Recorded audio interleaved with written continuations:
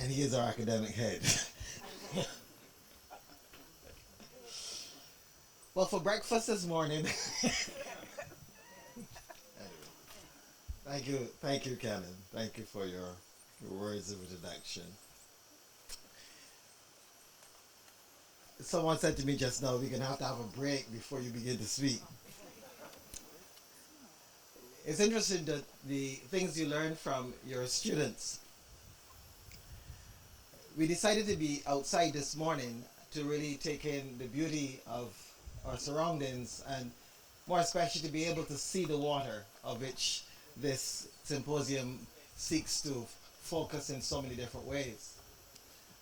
But as I stand here now this morning, I can't help but recall an incident in chapel when I was speaking with the students and encouraging them to use the facility as best they can for their own spiritual growth and development. And one seminarian said to me, but Doc, so many people come around this college and they say how beautiful the surroundings are and how peaceful and how serene, but we never really get to see it. We have meditation inside this chapel every day. So from that moment on, we decided, let's do our meditations outside. And I must say that watching the students do their meditations outside, I can see that there's tremendous benefit. So I must say thank you to my seminarian for drawing that to my attention. Now the purpose of the day. The Spirit moves over the waters. Ladies and gentlemen, today is a wonderful time for us to engage this aspect of our story. I want to begin in where it begins for us as Christians. In the beginning, God created the heavens and the earth. Now the earth was formless and empty.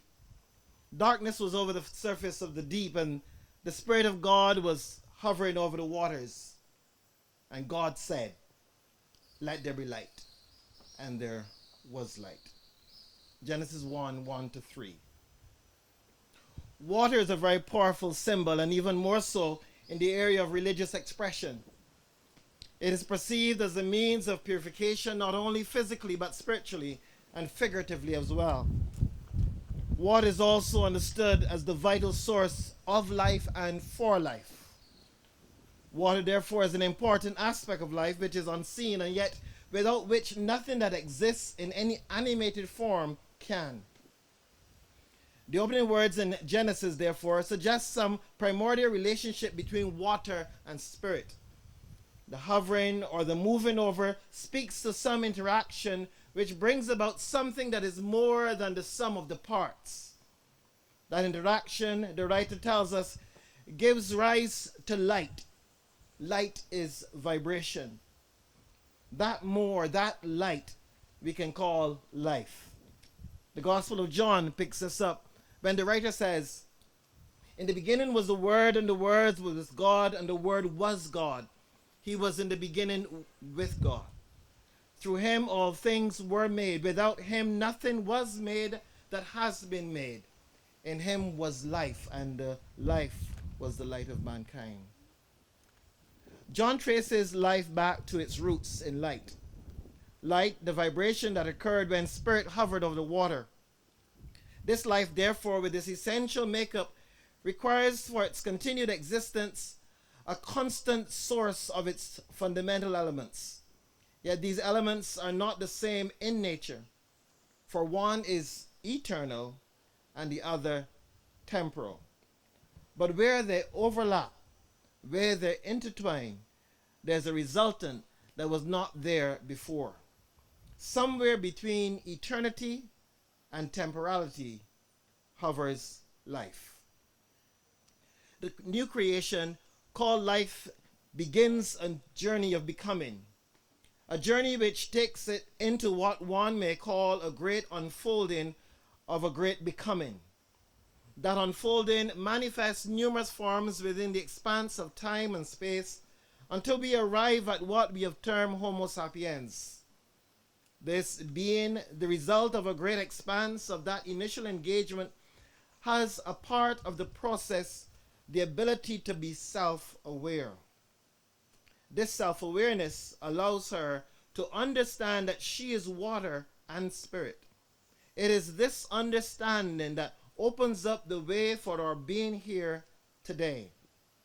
This self-awareness understands that the temporal needs to be replenished from time to time in order to maintain the creative expression called life. The meeting point between water and spirit began a long time ago.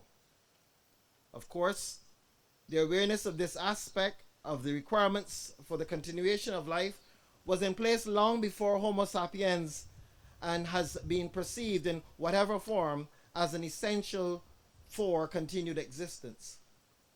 This innate awareness gives rise to the knowing of the need for water in its various forms: food, shelter, warmth, touch, the other, etc., the temporal. However, it is only at the beginning of Homo sapiens that the awareness of the other participant in this great experiment called life is revealed. Its revelation causes the birth of a need to explore the eternal, the boundless, the unseen, that which is beyond touch, beyond smell, beyond taste, the formlessness of form. For the self-aware, the journey of becoming continues now in the arena of the other component of this meeting that resulted in life, namely in spirit. Beginning with the primitive, the initial tools needed to engage the environment, just as the initial tools required to engage the temporal, water-based environment were founded: the stick, the sharp rock, etc. As the human is able to exist and journey and survive in the water environment of temporality, so the human should and must be able to exist and journey in the spirit environment of the formless, eternity, timelessness. It is this exploration that today we call spirituality. It is that the explorers of antiquity have sought to understand and to chart. It has been and continues to be present in each culture because spirit exists in every entity and cannot be absent from any aspect of creation. If we call the overall work of exploration, adaptation, and utilization human evolution, then the work to which we point in this undertaking can be called human involution. The latter is being defined in spiritual terms and not as defined in the physical as the shrinking of an organ. The definition here is more of a representation where it stands for the inner evolution of the heart, mind, and soul. In other words, the journey within. As above, so below. As without, so within.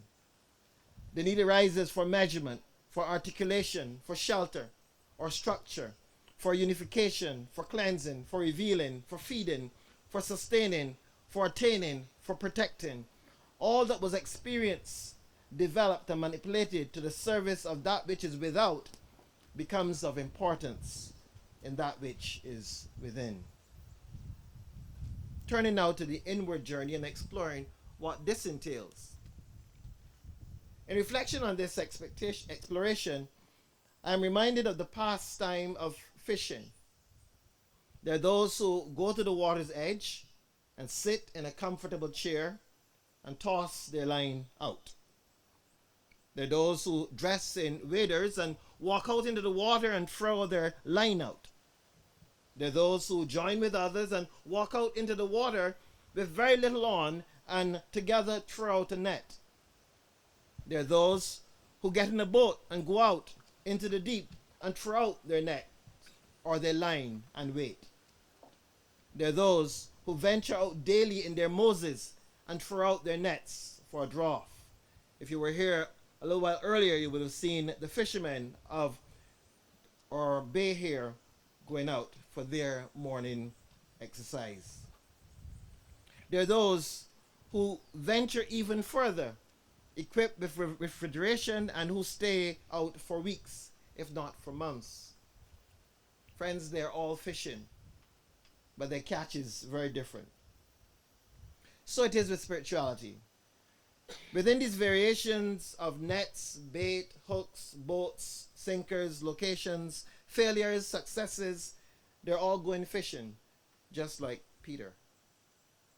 Today we gather to explore some of the rudiments and early stages of involution. We cannot pretend familiarity of a place where we've had little experience. Firstly, let us note that we approach this work from various points of reference and differing points of views. We have launched out into the depths of spirituality in separate vessels. There is no single and exclusive vessel if we are to arrive after a long journey on the shores of truth with a capital T. The journey itself requires that each vessel reflects the formlessness of its unique environment. The Jewish scriptures speak of the macabre or chariot, especially in Ezekiel and various Hebrew mystics.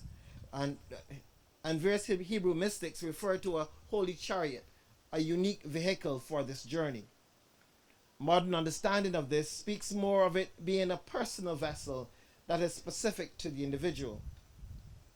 Considering this journey of both without and within, the material and the spiritual, I am minded of an ever-expanding spiral. In the early days of the human experience, survival was a major factor. The ability to journey in this realm was limited and often short-lived. Hence, there was limited exploration of anything but the material. The circles were small. As the human experience deepened, ever-expanding circles occurred.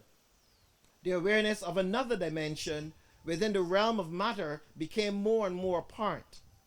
As man learned how to manage his environment, he also learned of the other dimension and in many ways explored that with as much interest and enthusiasm as the former. This gave rise to the initial efforts in what we today call spirituality. Over time, this mutual focus has become less balanced, resulting in more attention being paid to the material. This continues to be a grave danger as it can even encroach on that aspect of human practice which is intended to be focused on developing awareness of spirit.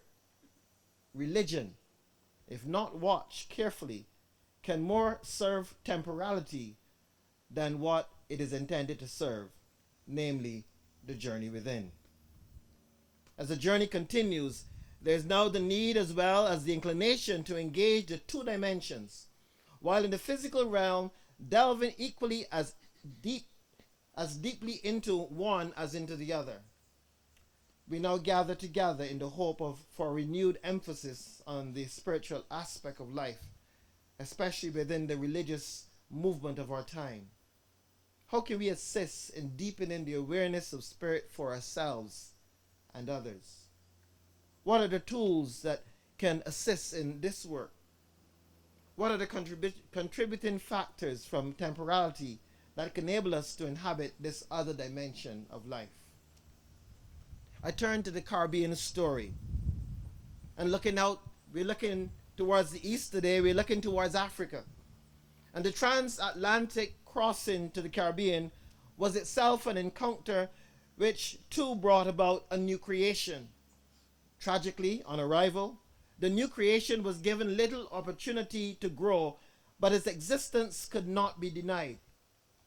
As a result, work in the Caribbean in the area of spirituality must include an awareness of the water from which the exploration is derived. Regardless of the lens through which the scene is viewed, an account